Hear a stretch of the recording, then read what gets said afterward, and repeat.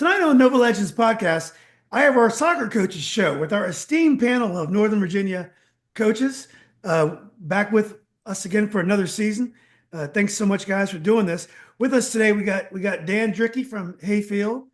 How you Coach doing? Drickey had such a great time in the fall dealing with transfer issues and all the great parts of working in sports administration.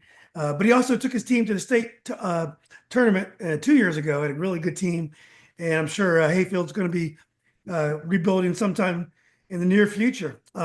We also got Patrick Burke, Woodson coach, defending Washington Post Coach of the Year, also Class 6 Coach of the Year. Most importantly, Nova Soccer Source Coach of the Year. Coach took his Woodson team, kind of stayed below the radar last year, with great striker Alex Garrison and I forgot what's your midfielder's name, Coach? But anyway, That was Jack Garwood, but yeah, yeah, Jack Garland. those two kids, a monkey could have gotten us to that point, but I appreciate the accolades. Yeah, you had some good players, but you did a great job with them. Anyway, Coach, good to see you again. And then I got John Millward, who lives in the state tournament. I think at least 4 or 5 straight years, Coach has been there. Had lost a heartbreaker last year against Herndon. Great game, drama-filled game. I'm sure Coach had a supremely talented team last year. I'm sure he's got more of the same this year. And then our defending champ back again.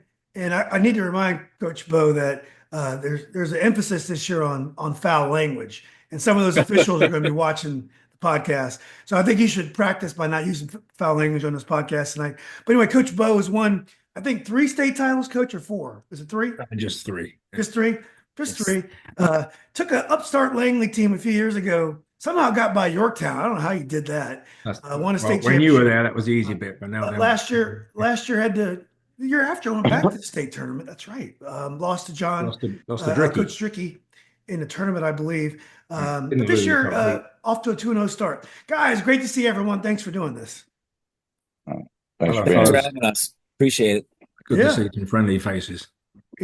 Well, guys, I went to the McLean Westfield game the other day, and I couldn't miss that because that was the game McLean put Westfield out last year in the tournament, and then they took the shirts off and went and celebrated in front of the Westfield crowd, broke the fence. They had to redo the fence.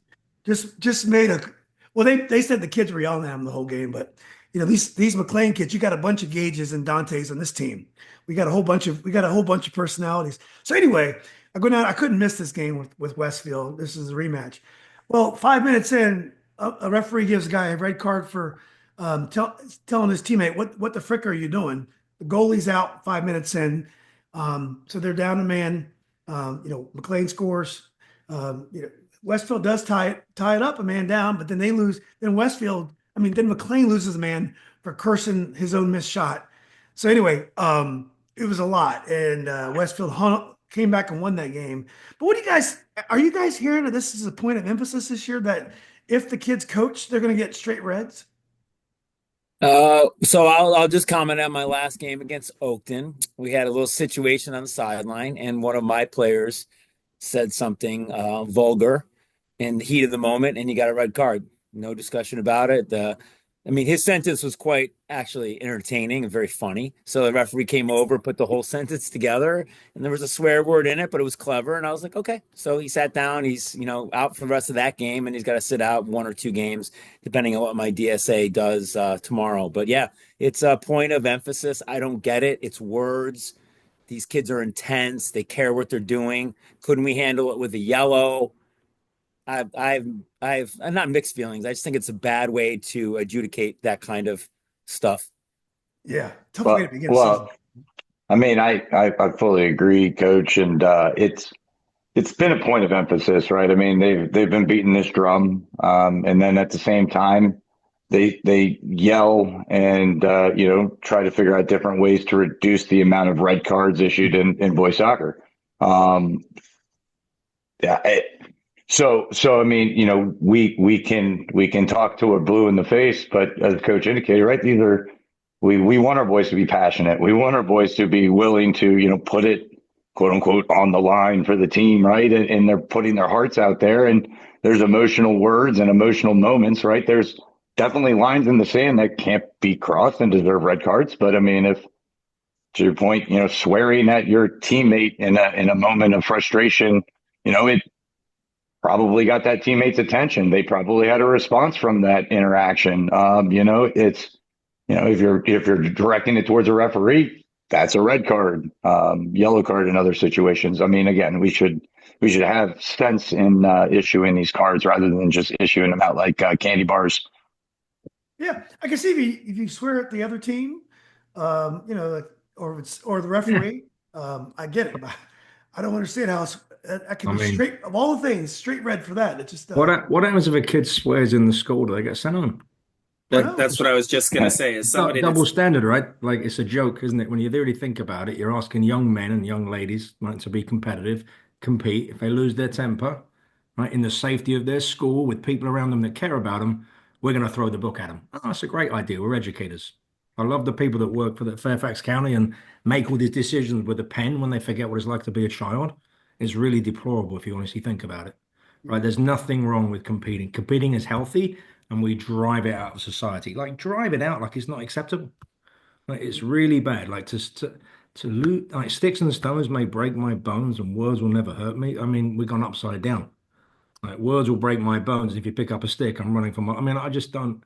I mean, look, there's a time and a place, right? You walk around the school yelling F-bombs all day long. No, you probably get in trouble if you yelled it all day long. If a kid's running around a soccer field and every other word out of his mouth is the same thing, he or she should get in trouble. But come on. I mean, every game we've had so far, the poor referees had to come and address us and talk to us to make sure we understand what's going to happen. They feel like clowns for doing it, but it's coming from above. And, it's sad when you have people that are meant to be educators of children and they have all their lovely doctrines and degrees and whatever else they've got to make themselves seem important when they talk to people. But the most important thing is they forget what it's like to be a kid. And that's deplorable. That's really deplorable. Right, Yeah, so basically, some results of some games are going to go the wrong way because of these decisions. And then if kids get in trouble, the school has to go to Fairfax County and say their plan about how they're going to get their kids to behave. I mean, God give me strength. Like, really? Like, but I'm I think just the Westfield McLean, I think they must have been able to appeal because I think both kids played the next game, thankfully. But because then, one curse word to your own teammate and missed two games. Because Strick, what about you? You were saying that, like Bo, we don't necessarily treat our students like that. right. I mean, they start off every game by telling the captains and the coaches that this is an extension of the classroom. Um, I'm in the classroom, I'm in the hallways, and I promise you, the things we're hearing on the fields pale in comparison to the things that we hear in the hallways. And the most you get in the hallways is, hey, hey, hey, watch your mouth. Those kids don't get sent home. Those kids, I mean, obviously, as somebody alluded to earlier, if we're running up and down the hall and every third word is a curse word, then there'll be some kind of consequence. But what the county could do could get the referees more work, put them in the schools. They can run around with red cards all day long. And it's really, we've improved the employment at Fairfax County. I mean, we're already in debt apparently. They don't want to pay the coaches anything, but maybe I'd love to meet the Boffins. I really would. I'd give my right arm to sit down with them for a day, right? Because they'd all quit, or they'd all learn to do something better. Yeah, yeah. Because Rick, Probably you fired finish after that? this. You want to but finish on yeah. that? Ask me if I'm too bothered at 4.5 grand a year. it just seems that it's not uniform across all sports. You go to any basketball game and you hear it. The big push for football is they're worrying about the racial slurs. They're not worried about language necessarily as much. But for whatever reason, the one sport out of all of them that carries the heaviest weight and the quickest trigger on getting somebody thrown out of a game is soccer. And that's the one where we've decided that if your passion comes out loud, you're done. And also, I never played basketball. I'm too short and whatever else. But you get 5 fouls, you get ejected. Or was it 4 in high school, right? So, but if you commit 2 good yellow card offenses, right, that you purposely meant to foul a kid because they were going to score, and you did it twice because you're smart enough to understand the game and don't want to give away a chance to score a goal, and you're winning 1-0, that kid will get in trouble for getting a red card, and the school gets reprimanded for a red card. It gets a bigger reprimand if it's for language, but it will actually get a reprimand for playing the game the way you are meant to play the game, from my understanding. Is that right? Correct. It is correct. Shocking. I actually Maybe think we should all move to Arizona. Maybe that'll be. I actually would prefer the racial slurs. I understand because I can start a fight, and that's Sure. that's great. But the cursing, I don't get. I actually would like to see simulation addressed, and I like to see. I don't want to see a yellow card on the first time a kid dives, but I want to see a warning because I think that would make the game easier to call. Because what happens is there are certain teams the kids dive so much that, and then the crowd yells because if the kid dives, crowd yells, someone's going to get hurt out there, and then the game gets much harder to officiate. That's what they should do. I mean, the cursing's an odd one to me, but I know you guys are around it more than I am. So The referees have a really hard job, like, if you think about it. An awful job, because they're actually taught to referee the game a different way in high school than they are real football. With different rules in some cases. Correct. Yellow Right, card, you have to right. leave. Yellow card, you have to leave for a cooling off session, although every coach, if it's one of their better players, can't get them on quick enough. So how they cool off with their temper walking off and temper walking on, I don't know. are there any other rule changes of note this year? I haven't heard of any yet. Have you guys?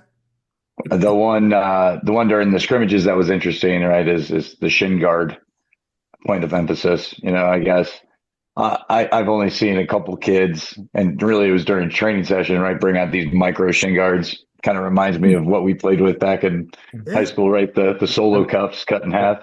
With the economy the way it is, they're less expensive, so you can't afford a kid wearing them. but the other thing that's ridiculous though is we went down for a scrimmage down in Woodbridge, and I guess she was the ref was making a point, but she legitimately wanted to see the sticker or the actual thing on the guard. And I mean, I don't know about you, but when I get a T-shirt with a tag, I rip the tag off, and we were trying to justify, these guards used to have the tag, we took it off.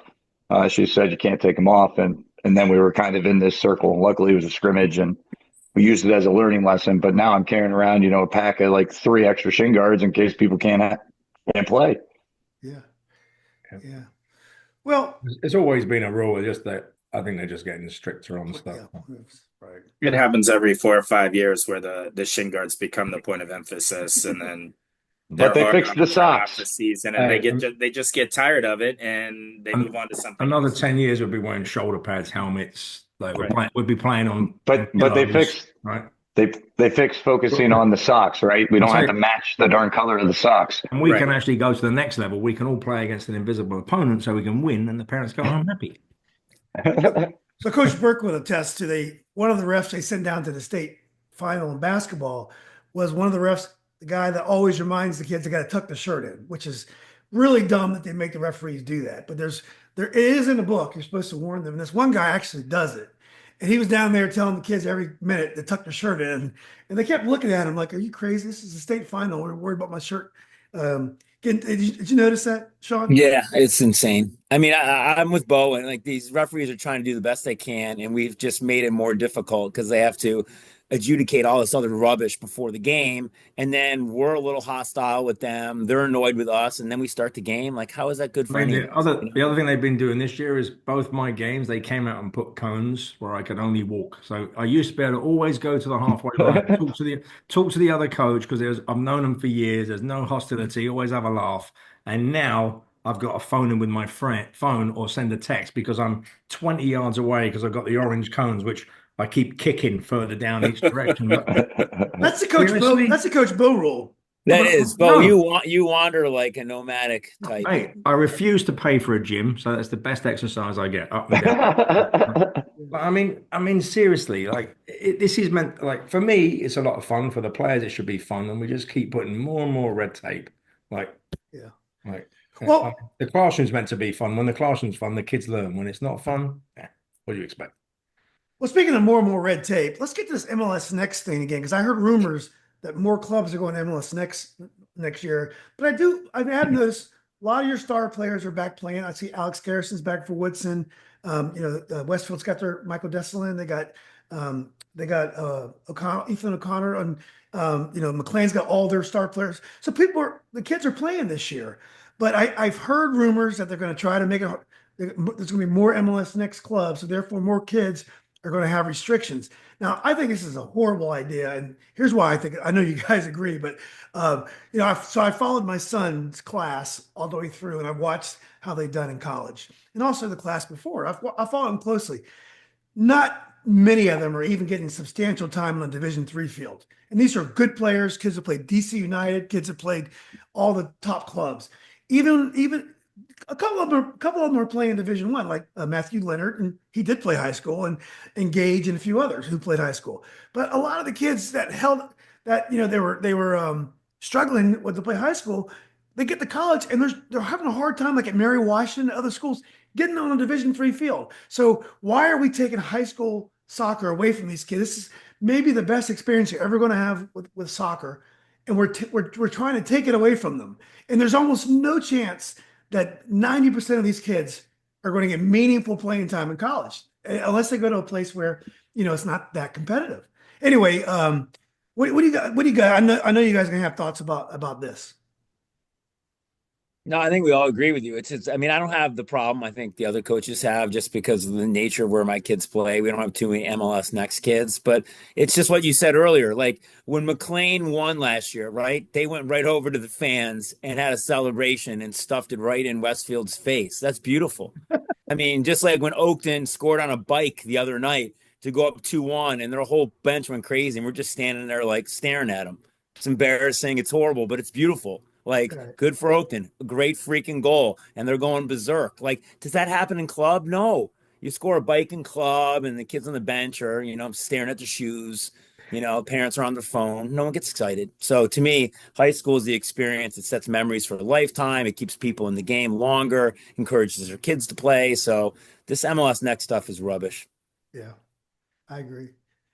I mean, let's for the very best players. But I would understand it if there's a young boy at DC United and he's getting paid to be there, and he's getting expenses for training, and he's an important player, and there's a potential pathway to that young man or lady, if she's at the Spirit, going pro, because then I understand. But the reality is 99.9% of all these players we're around will have a meaningless opportunity in college and definitely won't go pro. So therefore, a part of high school is, as a young man, maybe the athletic field is a place you want to be, and it helps you grow and it helps you become more confident in life, which could rub off on your job situation, your marriage situation, could rub off on anything. And we're taking that away.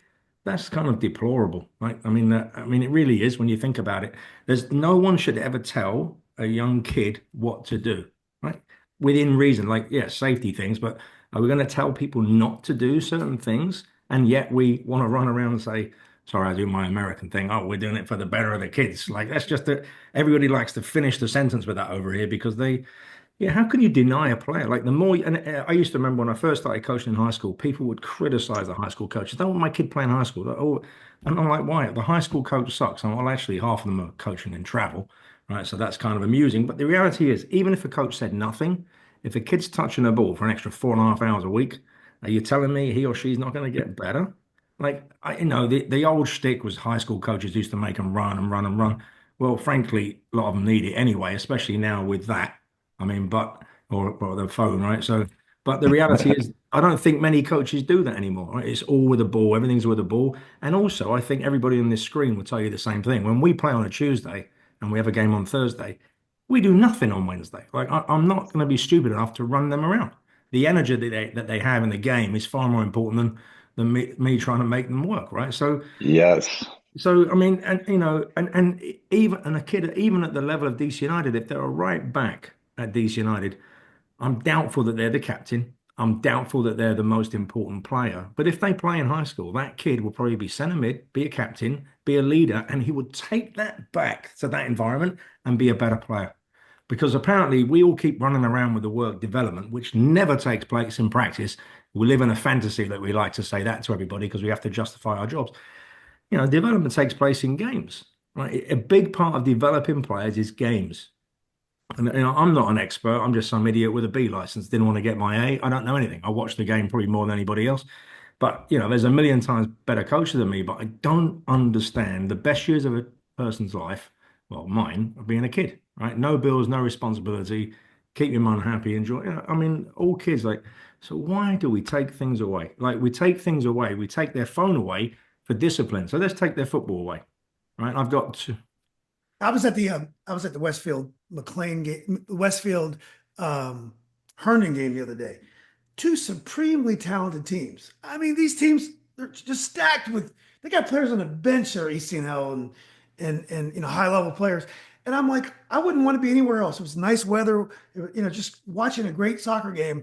And I just don't know why we wouldn't want kids to participate in this Coach Drickey, I know you and Coach Millward are surrounded by MLS Next Club, so I know you have a strong opinion.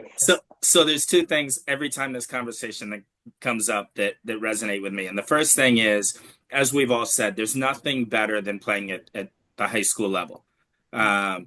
Unless you're fortunate enough to play pro, sure. But think about, as Bo said, you might be the right back at DC United, but at your high school, you're going to have to play as a center mid or a center back or some other more demanding position of your leadership. So at DC United or any of these other MLS Next clubs, you're one of, let's say 25, but it's probably more like 50 because they like to collect players so nobody else has them.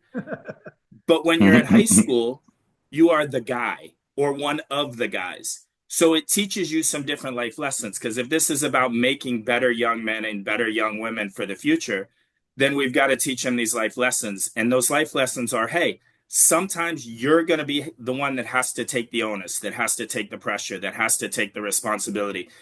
And if we don't allow them to play in a situation where they're in that role, then we're not making them better.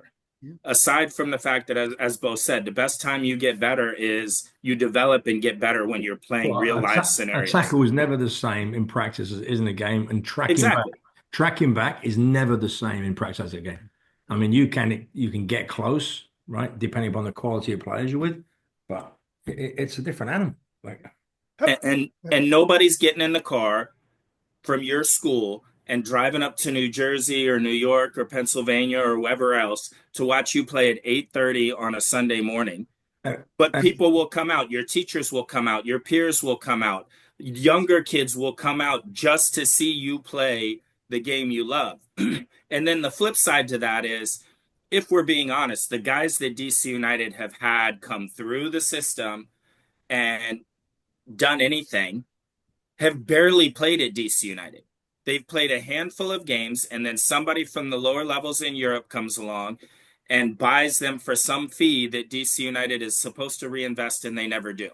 So they're looking for that one Kevin Paredes or that one Bill Hamid or that one Andy Nahar that is going to bankroll the club for another couple of years. When they sell them on, they're not even playing the young guys that are supposed to be the ones that they're developing to take on first team responsibilities. So we can preach all we want that it's about making these kids better and making sure they're not playing high school because of the wear and tear on their body, but you don't care about them. Well, also, you don't. When you play high school, it's 20 minutes from your house. Some of these club games, you're driving 3 hours on the weekend. I've never seen anybody develop in a car, right? So 3 hours, and then sometimes you don't even play that much because they have funny substitution rules. So you go all the way to New York for a game, and you play 10 minutes. I had a friend whose son played, or not at all, or not at all, or not at all.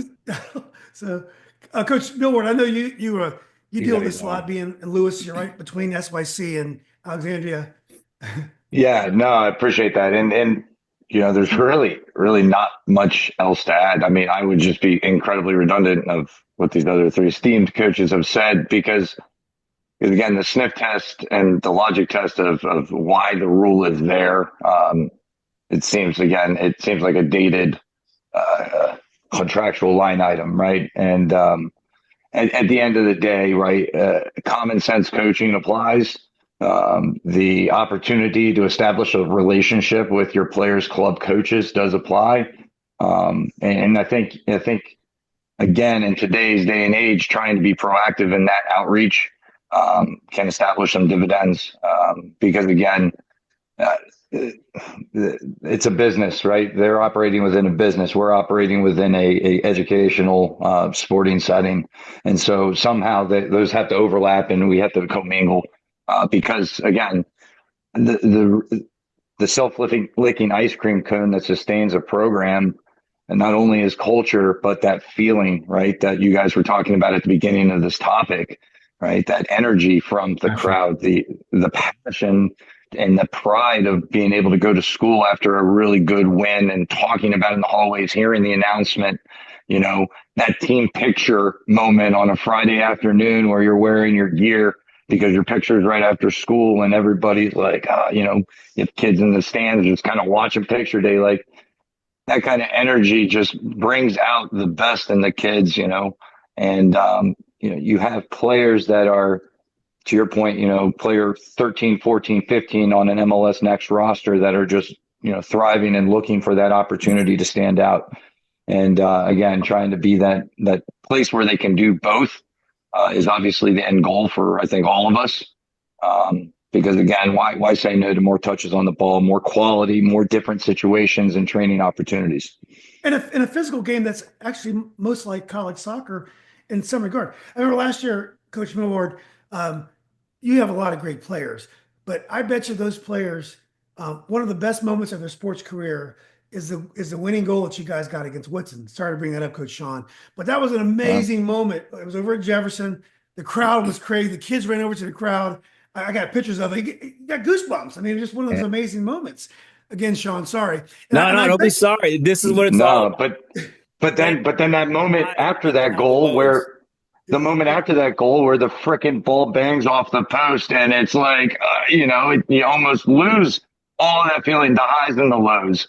But again, that same moment and that same passion that brings out the absolute, almost uncoachable side, right? The stuff that we experienced in our Herndon loss where a captain of my team for 4 years lost his absolute mind in the biggest moment and gets ejected from a game. Like, but the opportunity as a coach to be able to talk to him and like have a human and a growth opportunity conversation, like this could happen again in real life when you're carrying a mortgage and you're, having an issue with your boss. Are you going to lose it all because you're not happy with a decision on, in the moment? But those are the real life things. Every kid that goes to school, from my understanding, no, even if you're going into college as a freshman, right? So you're going to go in as a low man on the totem pole, and pretty much every young guy going to college gets 2 preseason games to prove to the head coach that they should be playing. And the reality is those 2 games don't mean a lot. He already knows the ones he trusts. So more than likely, your chance of playing first year, unless you walk into an environment where they are hurting, you're not going to play much. So it's, at least in high school, you have a JV outlet, right? But you're not going to have that in college with 40. Now, Division I's hard to get into, 25 roster spots for most schools, but some are cutting back, like Tech's 24, VCU's 22, because they're paying basketball players and football players. So the Division I opportunity is shrinking at an alarming rate, and Division III is loaded up with 40 kids on a roster. So you are going to have to learn to bite your tongue. You'll play in Division III for at least 2 years because you won't play the first year. You play the second if you want to transfer them, but by then you fall in love with the school. You don't want to transfer. But the key is when you come into high school as a freshman and a sophomore, it's a difficult pill. And also it's a difficult pill because you may be a junior and all of a sudden some sophomores come in and taking your spot. There's so many lessons that you can get from playing high school. Is it perfect football? No. But wherever I go, I don't watch perfect football, even when I watch it on TV and they're getting paid. So let's not criticize all levels of football. We love to criticize the reality. What can you get out of it? Oh, Bo plays long ball and he's physical. Well, that you can ask my players. Am I telling them to boot the ball down the field? No, Julian. You can actually interview each of them. I'm going to call you Mr. Brown because I just watched Reservoir Dogs. You had punting practice, but Coach Sean, Coach Sean tried to get in. He tried to get in there, Coach, about the Lewis Woodson game. No, there's nothing more to be said. I think we're all on the same page. Like, as much as the losses bother us for weeks, months on end, like that's, hey, we're in the game. Like, I'm just thrilled to be a part of this podcast. Like, I think all of us love coaching and love the ups and downs, and we take all of it. And it's unfortunate that youth soccer is encroaching on this. And I wish we could go back to the old days of NCSL and WAGs. Yeah. 10 divisions deep, 7 or 8 teams in each division, or 10, 100 teams. Yeah, keep it all in Virginia and Maryland and, DC. We have enough talent. We don't need to travel. But the beauty of football, the creamers rise to the top. We've become like boxing. There's loads of different belts you can wear to make people happy. And yeah. But one Craig thing, rise to the top, right? but I think one And thing, one other thing too, Julian, sure, about that game that we lost to Lewis, the place was packed. Pat. Another one. Facts. When I lost to Drickey, I lose to everyone on this panel. Oh, When I lost you to beat us. Drickey, You beat us. my center back got a red card on a handball with a minute to go in the first half. There were people there too. I had alumni there, like so like the environment of the high school game to me is 1,000 times better than the club game. So It's unbelievable, and I think we're selling the game short by saying it's not always the greatest. Because here's why: by the end of the season, the teams that survive, the level is extremely high. Because not only do you have all the players are high level travel players at that point, the teams that survive, but the way the kids press, the way they tackle, the way they go for balls. I remember when Chandler was playing against Bo's team, that Langley team.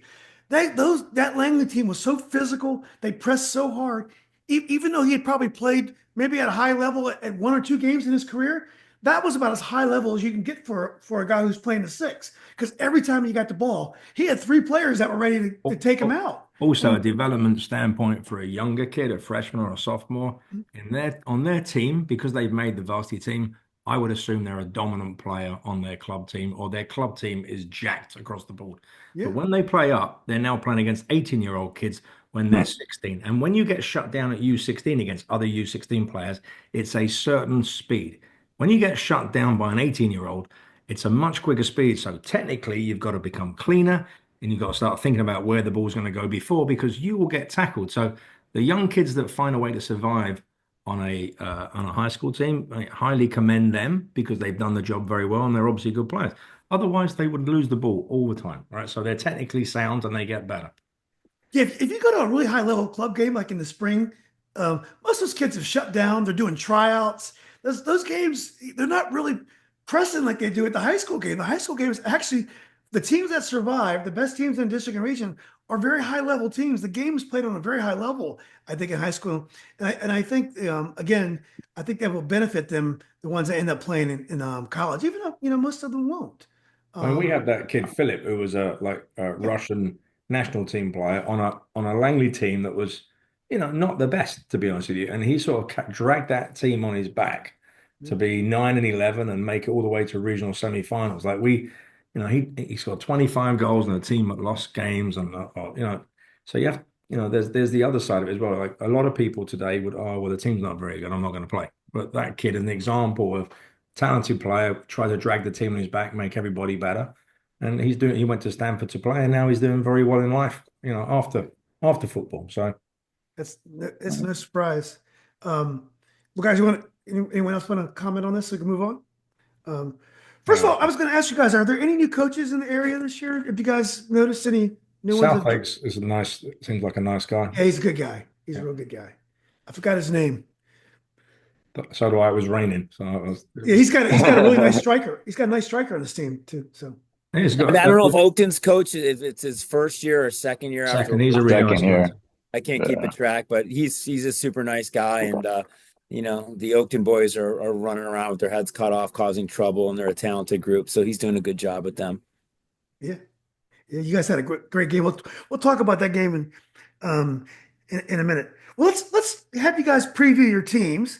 This is a world-class bunch of sandbaggers here. So anyone who's watching, keep that in mind. And I'll start with the Sandbagger Deluxe, Coach Sean Patrick Burke.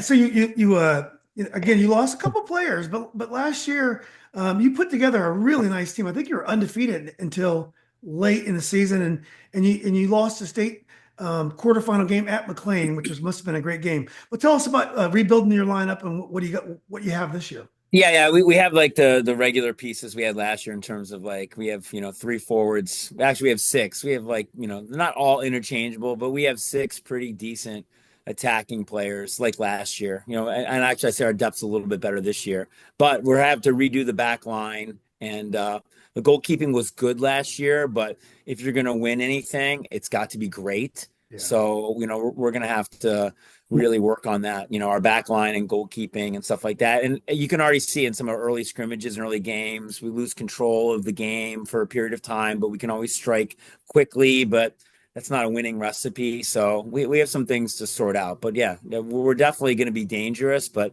we have to be able to keep people off the boards, and giving up 3 goals to Oakton already. That's a lot of goals to give up. So we have some work to do.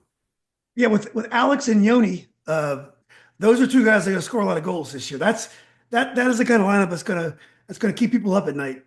Yeah, and you should take a look at my 9, Fabi. He's underappreciated. He would actually be a kid that I think Drickey and John would love to have. Like, he would fit in with those guys.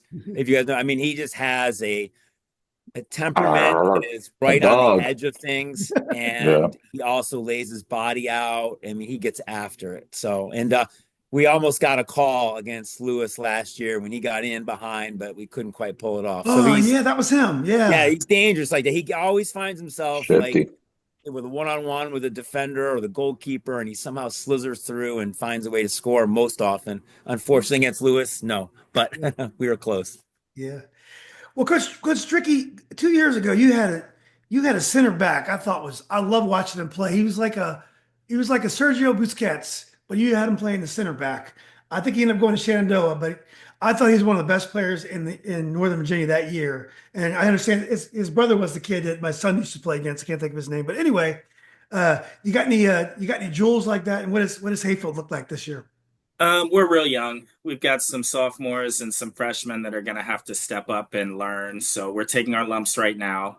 We've also been toying around a little bit with some different formations and playing some people in different places. We do have Lorenzo Herrera Ura, who was our goalkeeper on that state run as a sophomore. He's a senior this year, and despite his wants and desires, he is no longer going to play as a 9 for us after 2 games.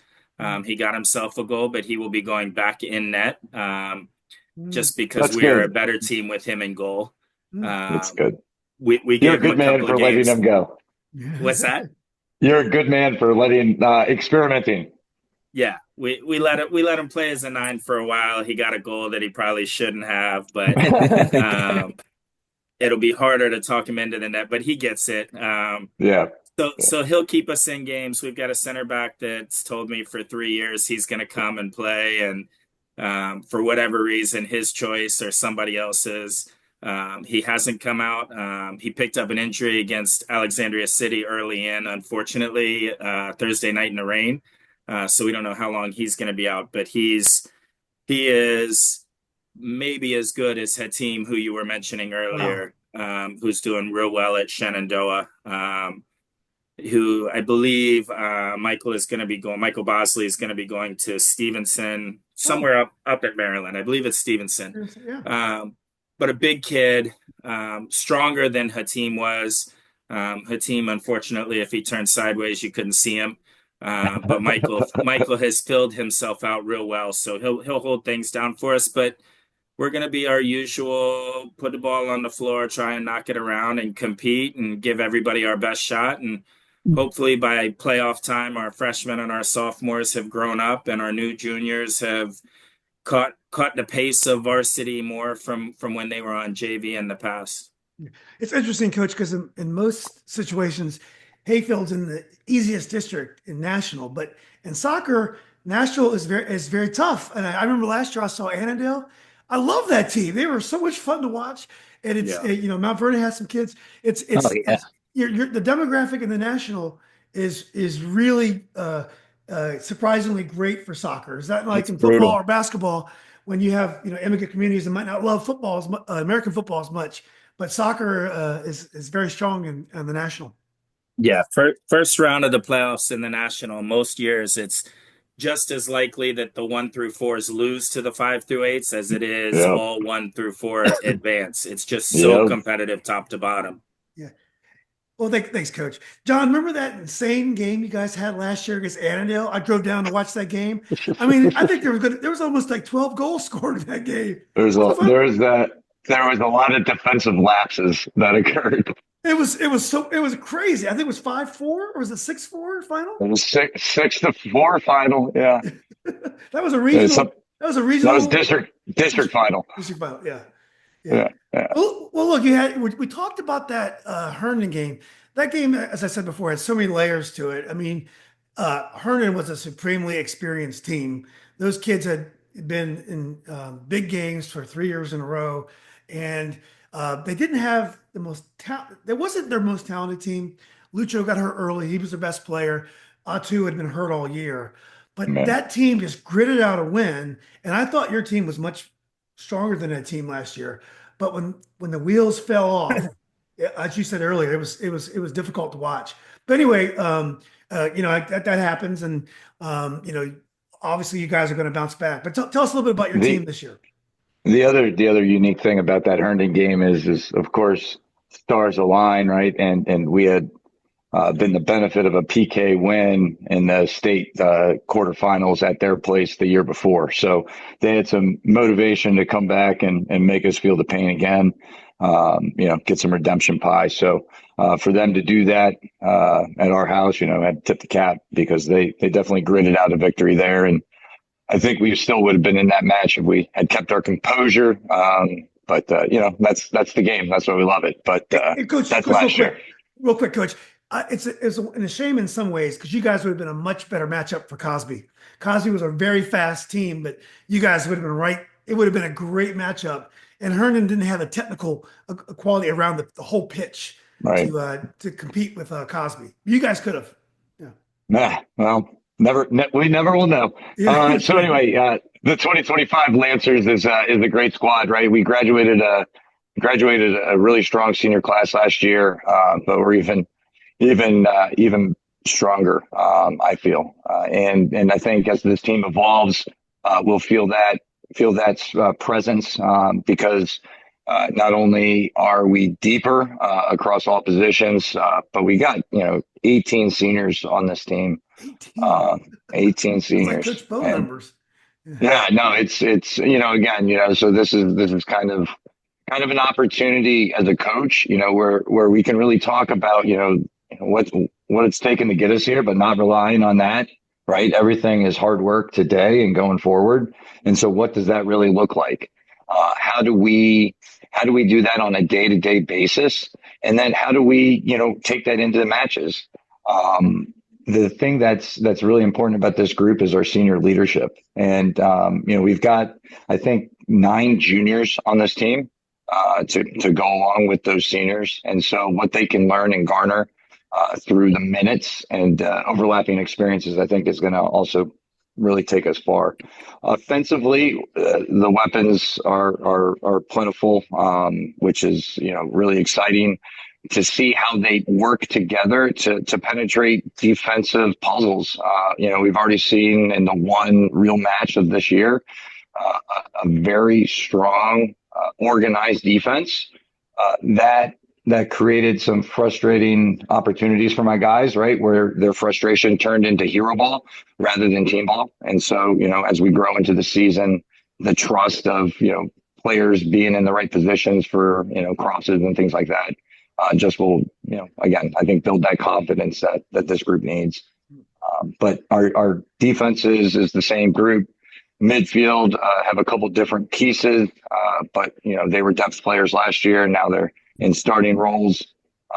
Have a sophomore that's going to contribute on the left side, who's incredibly talented, and excited to introduce him to you guys. And also our goalies, we have a junior goalie who's really is challenging for his starting spot, and then a player that wasn't available for the last 3 years who's come out, Andres Roca, who's pretty technical as well. And so going to be interested to see who takes the final command here as we get into district play, but that's why we have these non-district games to begin with.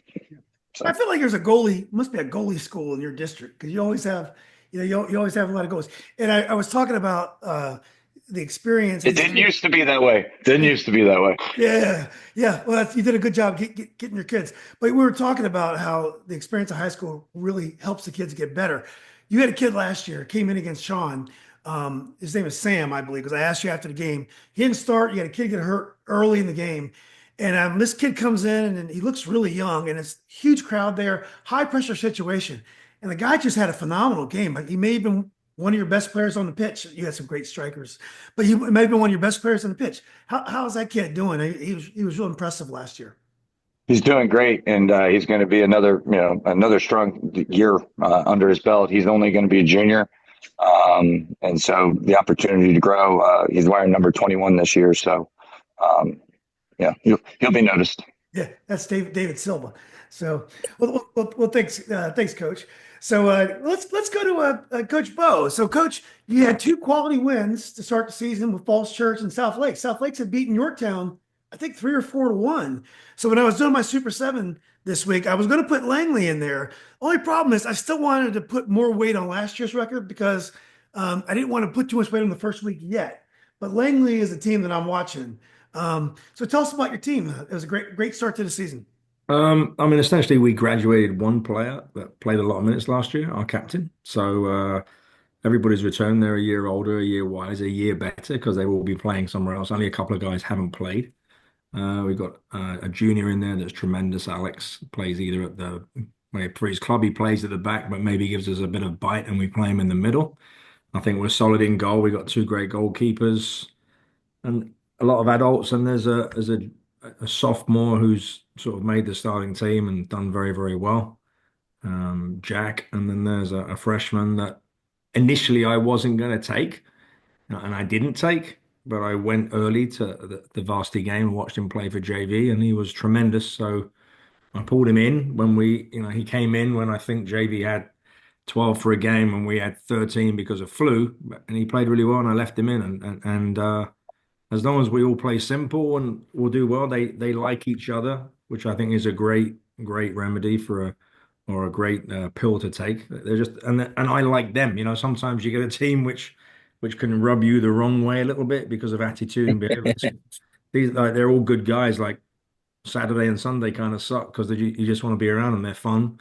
And they care. Like when you're around people that care, it makes a massive difference to the way you want to coach. I think anyway, me personally, I'll give 110 if I get 110 back, things like that. So Absolutely. I'm really, really, really fond of them. I got Brian, one of my captains, and Michael that were freshmen when we won the last time. Michael didn't play later in the year because he did his ACL celebrating a goal, and then but Brian as a freshman played all the way through the States, and it'd be nice for him to go out with a good run. Obviously, like everybody else, there's a reason we all coach. If you didn't think you were going to win it, then we'd all stop, right? So I think everybody here, if you ask them, even if they have not the best team, right, at the end of the day, okay, well we can win every game on a shootout, defend well, we'll get to the final, and so yeah, I'm really, really fond of them, and they're passionate, they care. We have a group WhatsApp thing. I hear from them.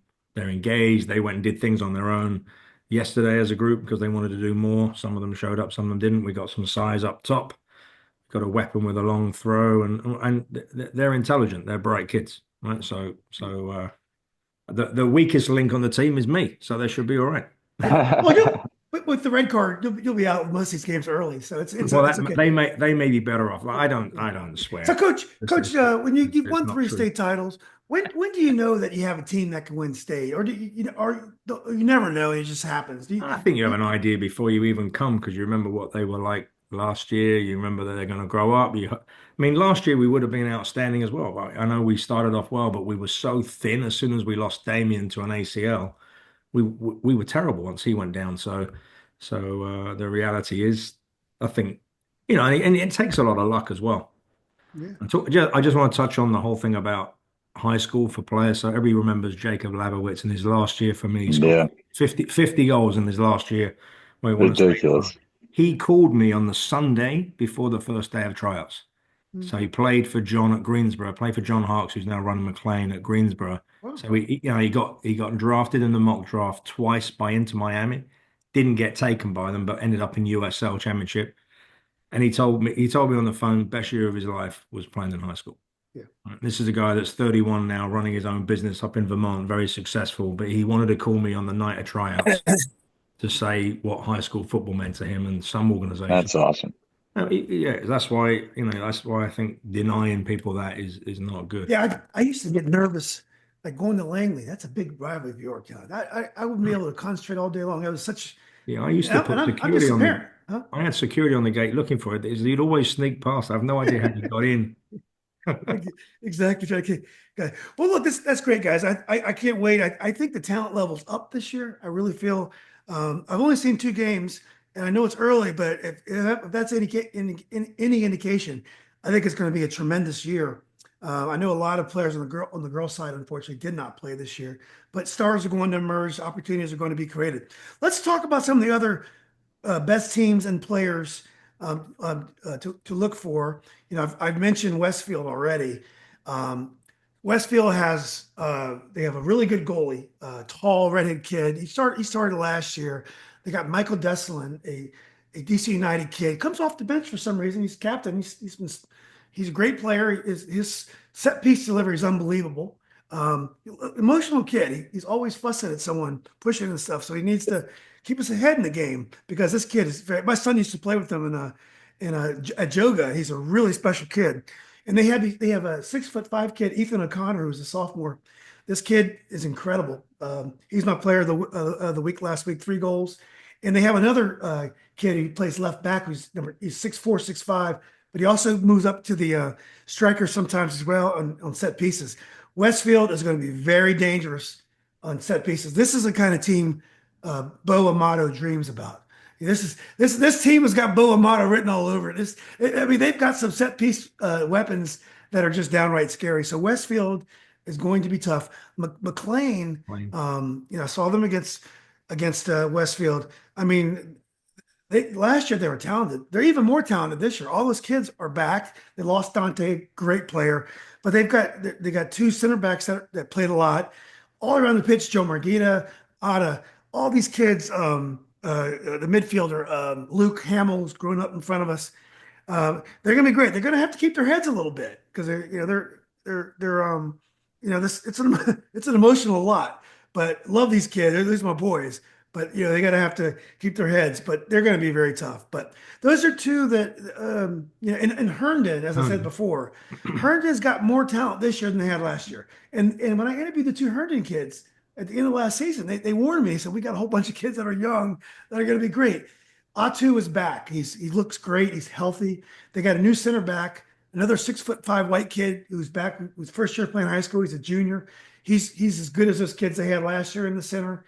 They got this African American kid on the left wing is so fast. He's good. Herndon is going to be awesome. I mean, they're really good. So I saw those are the 3 teams I saw last week, and they're top notch. So anyway, anyone else want to talk about some of the? I think Wakefield are going. I'm hearing Wakefield are going to be pretty tasty. They were last year. Oh, absolutely. They were young. They had so much energy on Tuesday. They had a lot of energy. They're very small though, right, John? They're tiny. No. Oh. No. Really? Oh.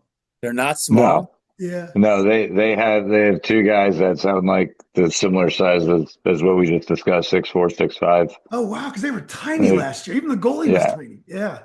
But I also think Falls Church. I mean, I know they lost 2 games, but I think they're really good. I mean, I know they lost a key piece, but pretty much everybody's returning. The reality is so early. There's a lot of good teams. But what about Peter with Alexandria? They look like they're great right now. He's super deep up top. Like they can play on the top end well enough that it doesn't matter what they've got on their back line. They're physical, they're fast. I think he's senior heavy too. I think in talking to him, he might have more seniors than he has starting spots available. So they'll be a tough out. Yeah. Last year, I saw them early, Alexandria City. I live in Leesburg now, so it's hard for me to get to the southern part of the county. But I saw them early. And then I saw them against Robinson in the district final. Maybe that was regionals.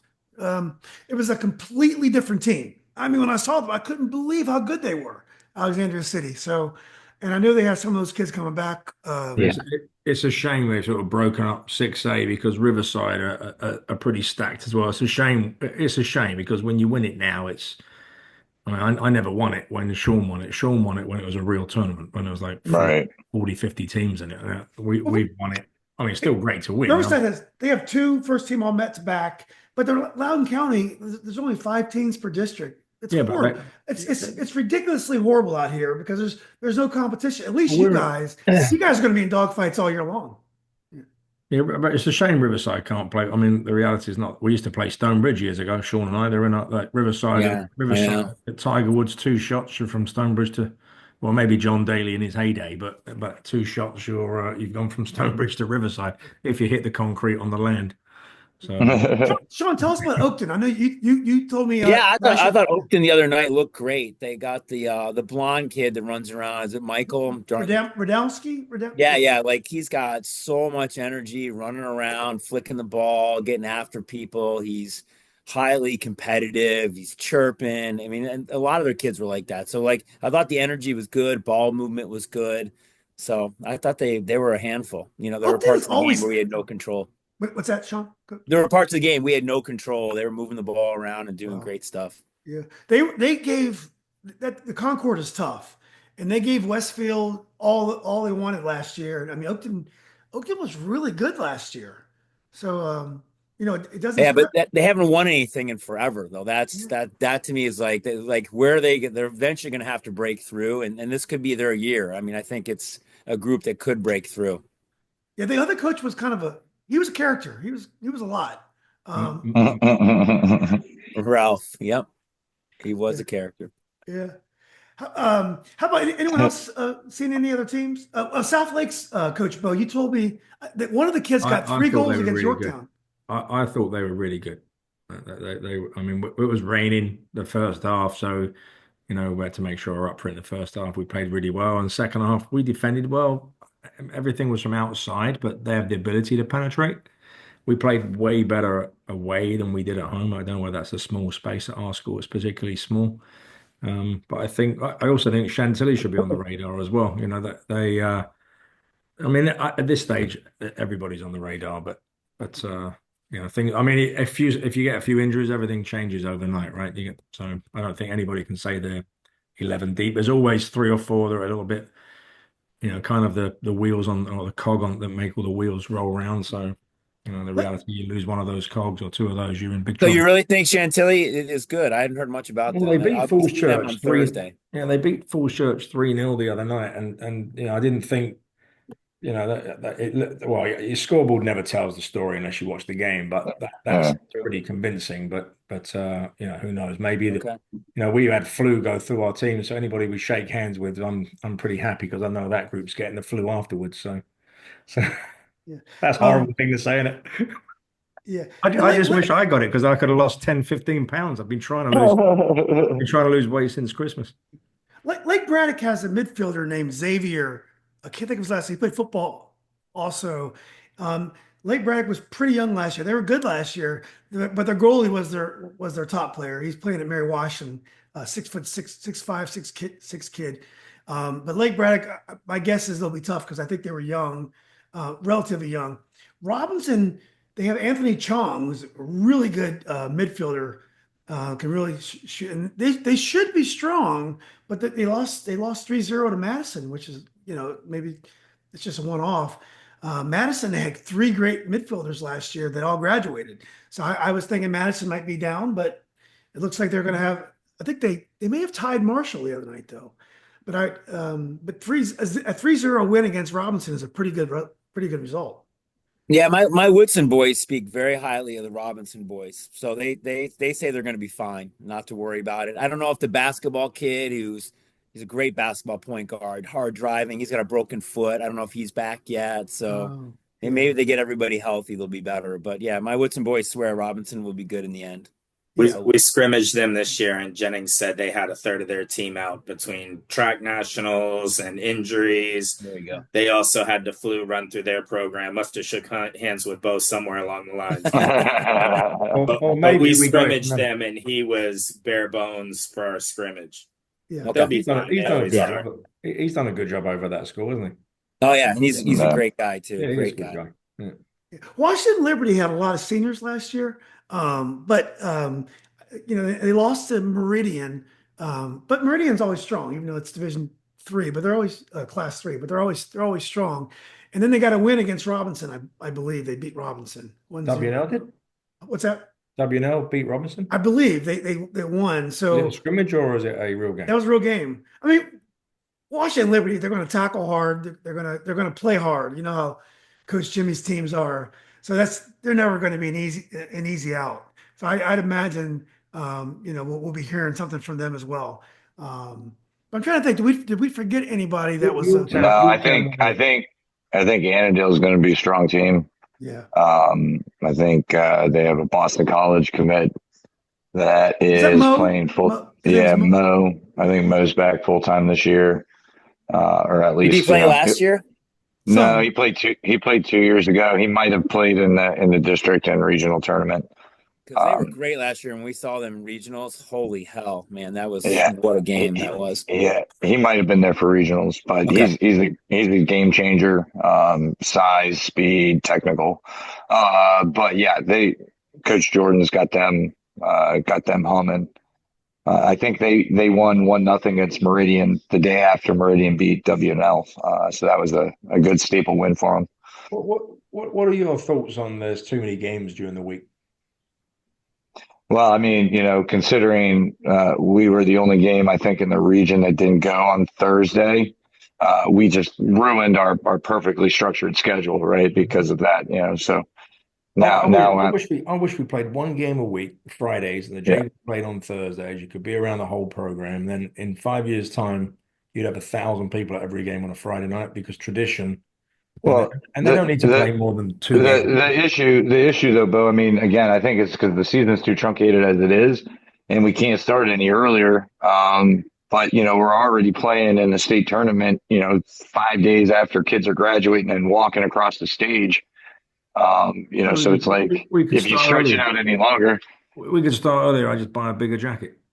Yeah. Because Sure. I think there'll be a better passion for the game. I don't think they need to play as many games because I think some of the game these kids. I mean, when you watch a club game, I mean, depends upon the level and what state cup or whatever it is, or the effort that some of these players put forth. I mean, that is really really high. Right. So the reality is they need more recovery time, and then I think if you get that, you avoid some of the injuries that occur because of fatigue. Right. So. I Yeah. think I know in Georgia, they start the season in January or February. They just play one game a week, and they end the same time we do. I mean, the weather is getting warmer every year, so I do think it's probably doable. 'cause I hear a problem with the fields, but if you're playing Yeah. soccer at one school, you play lacrosse at the other school, and you play a double header. Well, it'll be easier if it's one game a week. It'd be easier to. That'd be awesome. Yeah, and then the school Now, fields could be used more for the community during the week. Like so, now you alleviate that problem as well. Yeah. Right. So it's a win-win across The the only board. thing you lose is you lose kids that play winter sports. That's the only thing you lose because basketball. If you start in January, February, you're going to lose your basketball players and maybe your Yeah. indoor track. I'm not sure. Possibly, but why couldn't you let them play both? Yeah. No, I think I both got- are a great idea. And the referees too. Like there's a shortage. They added 100 extra referees this year, which is great. But then now you'd have more experienced referees could get, the big games, and then younger referees could be mentored and slowly integrated. Sorry, John, I'm gonna cut you off. No, I was kind of going on that theme because I'm kind of experimenting. We have an athlete this year who's a senior who's earned the right and the spot on varsity, but he's also a top flight catcher. And the baseball coach and I are trying to make it work. And so far, a month in, he's making it work. And great for you. Hats off to you. That's the right thing to do. I respect that. It's gonna be interesting, right? When his body, he's a catcher, right? So his knees and he's getting good minutes. Yeah, he's not our age. His knees will be fine. Don't worry about his knees. That's true. It's very true. Yeah. Well, look, guys, this has been great. I've really I couldn't wait to get this call. I was going to do a call. We were going to do a call last week. Of course, Bo was riding his race cars somewhere, so we couldn't do it. But it was actually made more sense to get a week.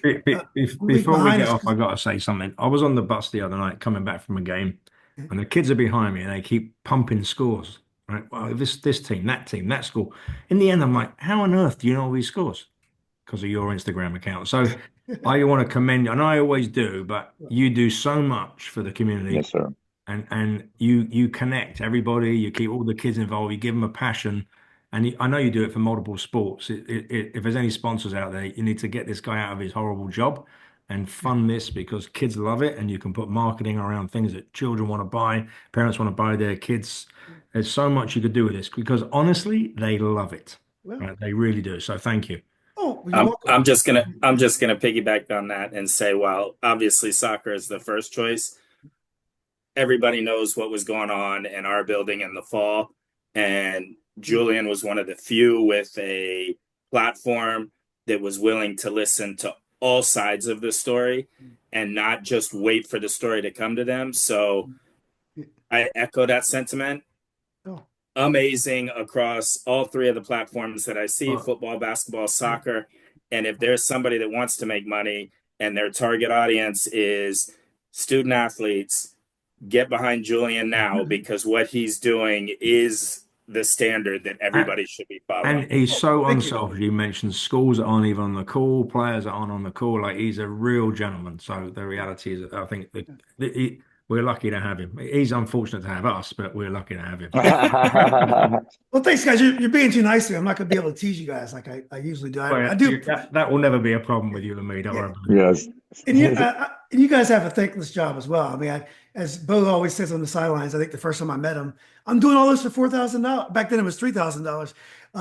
So you guys know something about that as well. But yet you still do it. And by the way, everybody on this call, I know is really respectful for referees, and I have a big hang up with the way referees get treated. And when I was at a club game today, and I saw this little girl doing the line at a younger game, and there was a parent badgering this kid, and I'm like, can you? So I just, instead of interjecting and having a big fight, I just went home and started talking to him to take his mind off of it, because I just thought it was horrible. If that was my daughter, I would have probably wouldn't be on this call now. I'd be somewhere else where they'd be providing me clothing and a little pair of shoes. But I was gonna say a soccer season or a football season or a basketball season, it kind of, especially basketball and soccer, it kind of evolves, and there's like a drama, there's like a soap opera, then you get a climax and you get a winner. It's a lot of fun to follow closely. You get to know the kids, and when you go to a game and the coaches know you and the players know you, it really makes you pay attention because you know the players. I get to know, I watch them. I know when they're not playing as well, or that kid didn't play a lot last year. So that it makes it more interesting if you follow it closely. If you don't follow it very closely, it's kind of like kids just kicking a ball, But once you know what's going on out there, it's a lot more interesting to watch, I think. If you're not at games, you'll watch them on the website. You're always watching games of all sports. It's incredible talking to you offline, like your knowledge. Like I phoned him for a scouting report today. Don't tell my wife I don't spend that much time doing this. So, all right, guys. Well, look, man, this has been great. I really appreciate your time as always. Let's maybe meet again mid-season. Maybe after our first week of district, so we can report back to see how things are going. But good luck. It's going to be great to see how it evolves, and hopefully, you guys the kids are safe and you guys are having fun. And Bo is watching his language on the sidelines. So, hey, I knew you were coming with one. I'm just waiting for the moment. What's the over and under on Bo's red cards this year? So, yeah, I've never had one yet, by the way. Well, they changed the rules though. If one curse word to get you a red card, knock on wood. I've got a beep device on my phone. I can have beep like They never understand Bo when he says it, so it's all good. He says it with an accent. I speak English. Let's calm down. All right, guys. Awesome. Well, look, this has been great. I know we should go out and meet for a pint, or is that illegal? But if it's not illegal, we should meet for a pint. Yeah, let's do it. Yeah. Nice maybe next time we'll do it in person. Yeah, it'd be lovely. Hey, we should do that. Yeah. Do that setup. That'd be great. Thanks for everything. Thanks from the kids. Hey guys, I really enjoyed it again. I really appreciate you doing this. All right, good luck, guys. Julian, thank you. I'll see you soon. Take care. Good luck, guys. Bye.